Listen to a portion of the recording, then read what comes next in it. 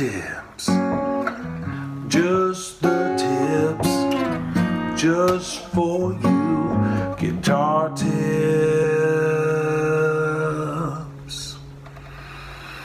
Hello, and welcome to Guitar Tips. My name is Adam Levy. This is my weekly video blog series. I post a brand new tip here on this YouTube channel each and every Friday. So, hey, thanks for tuning in. And I know we just got here, so it's a little bit nervy of me to ask you to subscribe. You haven't even seen the guitar tip of the week yet. It might be lousy, but just as I always do, I'm going to ask right here, right now, at the top of the tip, that just subscribe. It's easy to do. I hope that you'll do it, and I do appreciate seeing this channel and this community continuing to grow. So one way that you can do that is by subscribing. Another way you can do that is by sharing. When you get to the end of this tip, if you like it, share it wherever you share things on the internet. Facebook, Twitter, I don't know, there's probably a whole bunch of other ones that I don't even know about, but those are the ones I know about.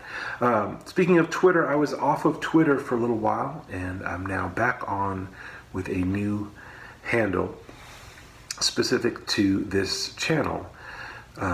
So it is Guitar Tips for You. That's guitar, Guitar, tips, TIPS, and the number 4, and then you, YOU spelled out. Guitar Tips for You. I guess I could do little visuals for all that. Guitar, tips. Anyway, you get it. I do appreciate your support, and there you go. So on with this week's guitar tip, which is Triads Wide Open. Triads Wide Open. So let's just start with what triads are. A triad is a simple 3-note chord.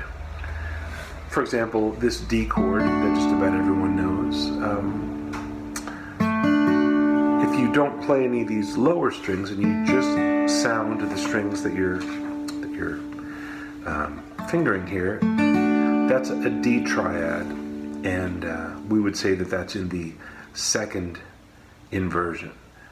And now you might be wondering, inversions? There was no warning that there would be inversions, but of course, where there are triads, there will be inversions. So before I get into the wide open triad sound, which is what this today's tip is about, let's just really quickly look at what inversions are. So if you take a D triad and you play it here, I'm 7th fret, 7th fret, and 5th fret on the strings 3, 2, 1, 7, 7, 5.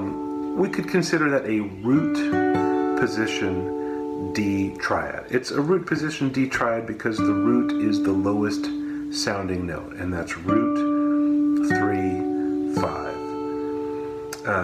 And if those numbers don't mean anything to you, what we mean here is that if you took a D major scale, D, E, F sharp, G, A, B, C sharp, D, the root, or the 1, and the 3, meaning 1, 2, 3, or do, re, mi, and then fa, so, 5, so root 3, 5, or 1, 3, 5, or do, mi, so.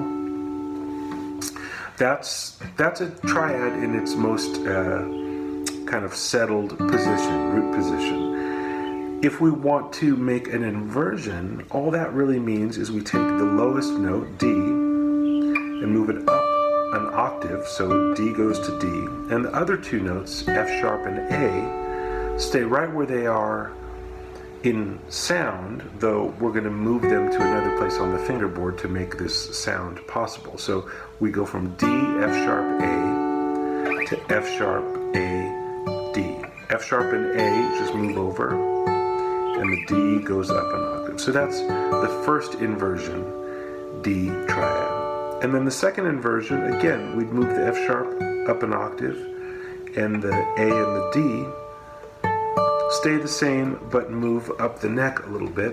So now they're here. And we're back to this shape that we started with down here. So that's the higher octave, and this is the lower octave. But because the fifth is on the bottom, we would call that the second inversion triad. So in root position, the root's on the bottom. In first inversion, the third, the F sharp is on the bottom in this case. And in second inversion, the fifth will be on the bottom.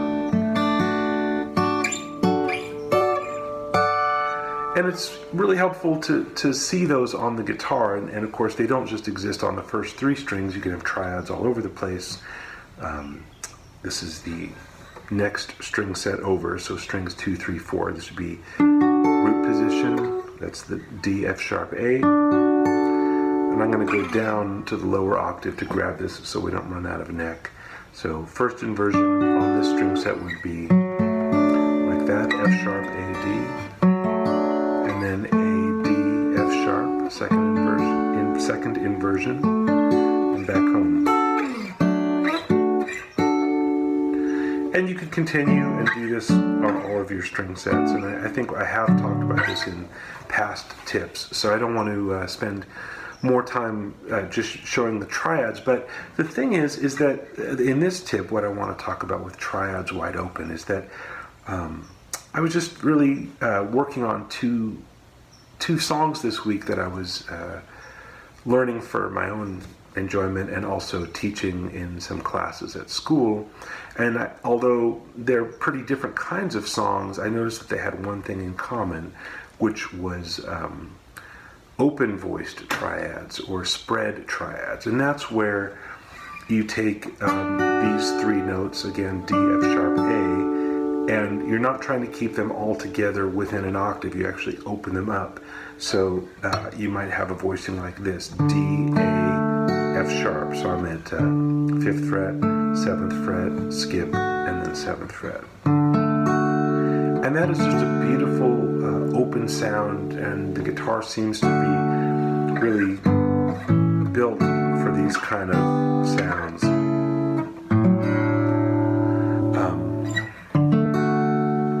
So the two songs that I was having fun with this week, the first one is a song by Bill Frisell. I don't know if you know him, but he's a wonderful guitarist and composer.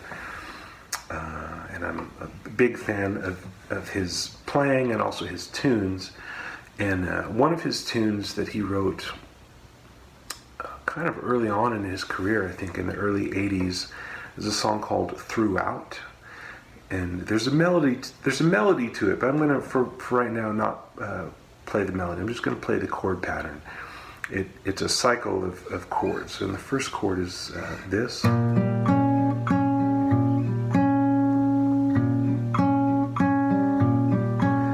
Second chord is this.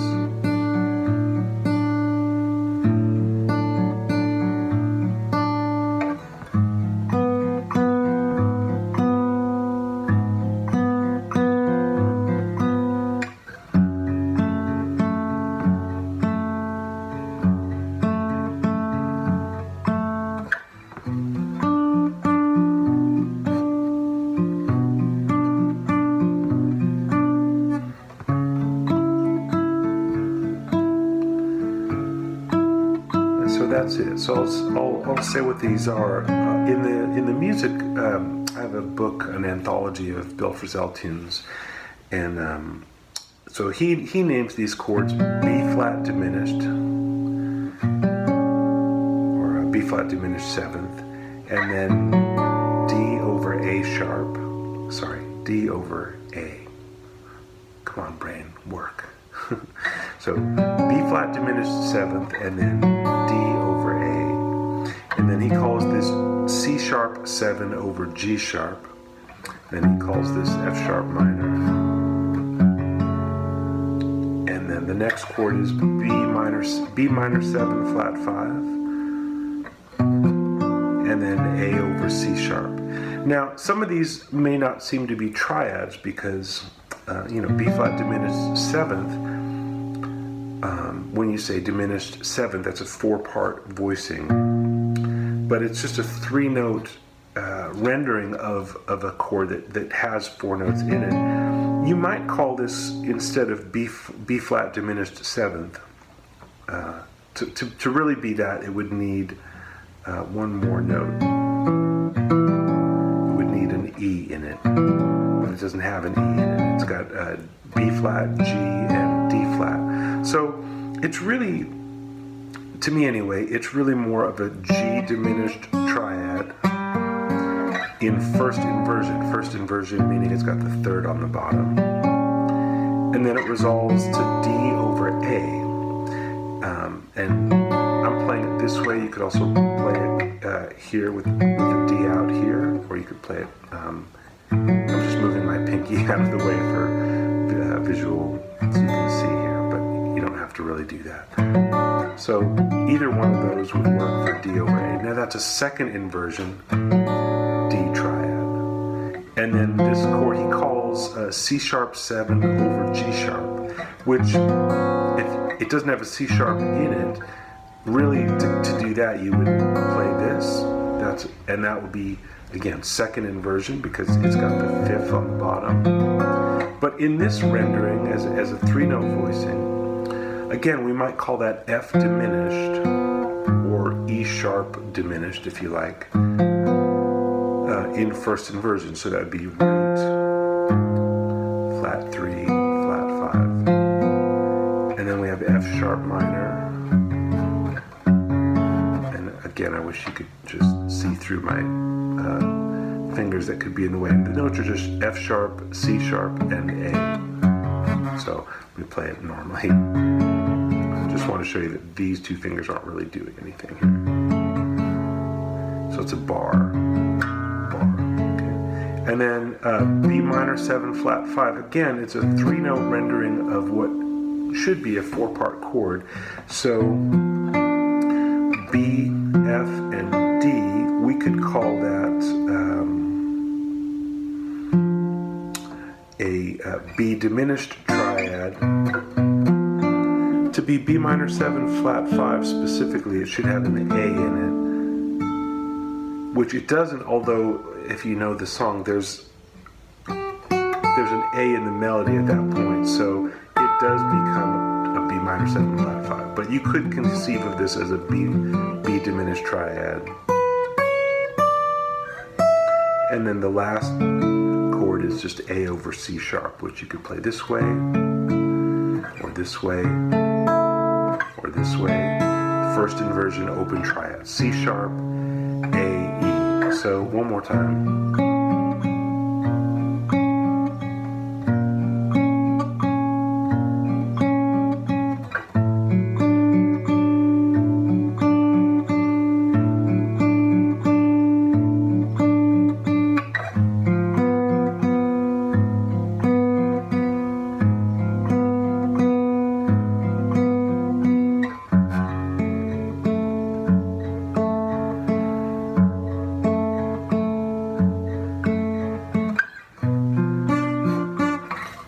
Down here.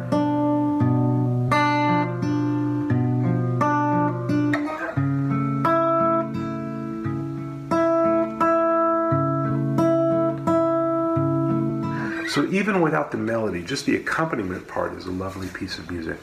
But I just found this kind of open triad thing, just a really nice sound on the guitar. And, though the song in chord symbols seems to be about 4-part chords, the actual voicings are 3 notes. So that's something that you can think about when you're playing. You don't always have to play things literally. Sometimes 3 notes is enough, and especially with these kind of spread triad voicings, there's just the overtones really have somewhere to blossom instead of these kind of closed up, uptight voicings that we all play all the time. So that's one song that I wanted to kind of look at. And the other song that has some open voice triads is a song by Jeff Buckley, who was a a singer and songwriter and guitar player. Fantastic, really. He made a record in the mid '90s called Grace that I would recommend very highly. Great songs, great singing, great guitar playing. And there's a part of one song in particular. It's called "Lover, You Should Have Come Over." Lover, You Should Have Come Over. And this is kind of the bridge. It happens about 2.5 minutes into the song. There's a section that goes D. The song's in D. So the song's in D. And then there's this section in about 2.5 minutes in that goes D over F sharp, G minor 6. Oop. I'll just play these chords and I'll tell you what they are.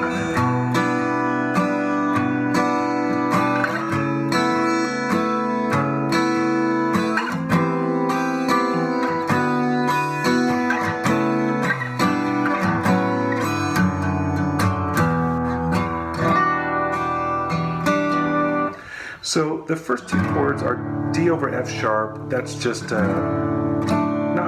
it is a triad, but it's a little different than the things that we did in the Bill Frisell song, and a little different than where this thing goes as it kind of climbs up the neck. So D over F sharp, I just play that as a D chord with my thumb on the F sharp, and then G minor 6th is G, and you mute the 5th string here with a little bit of the extra flesh you got there on the middle finger. Then D is open, B flat, so that's G string 3rd fret, B string 3rd fret, and open. So we get this big jangle from these open strings. And then the next chord is really nice. I guess you could call it an F sharp minor, F sharp A C, with B and E ringing out, just the open strings here. And then the next chord is a G. So now we just kind of climb up diatonically. So F sharp minor, first inversion G, first inversion A, but with all this jangle on top, so we get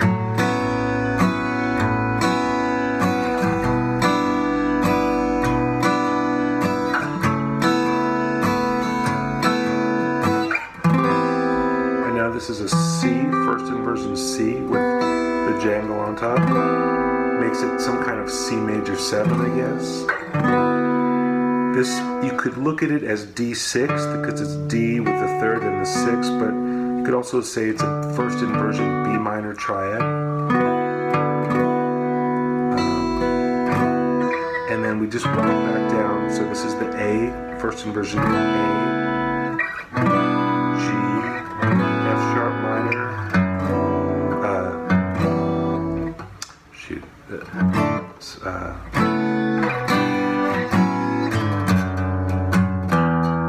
Yeah, there's not really a chord on that. It's just really a note. F sharp, E minor, 9, and I'm playing that as a double stop here. 2 notes, D and F sharp. So, you might wonder, well, how do you name all these chords? You know, what would you call them? And I wouldn't call them.